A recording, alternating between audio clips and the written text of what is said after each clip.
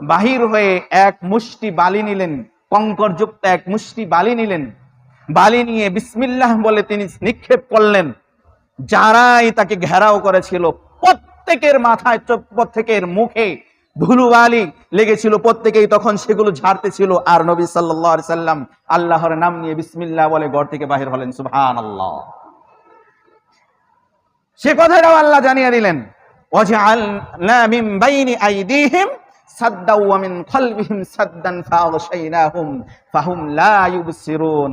তারা তোমাকে তাদের সামনে এবং পেছনে আল্লাহ রাব্বুল আলামিন দেয়াল তৈরি করে দিয়েছিলেন, তাদেরকে আবরণ তৈরি করে দিয়েছিলেন, ফলে তারা কিছুই দেখতে পায় নাই।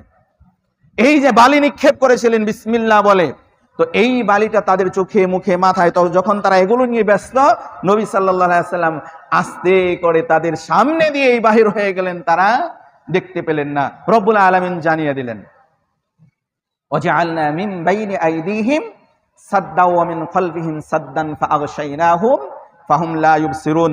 সম্মানিত উপস্থিতি মুসল্লিয়ান ইকরাম,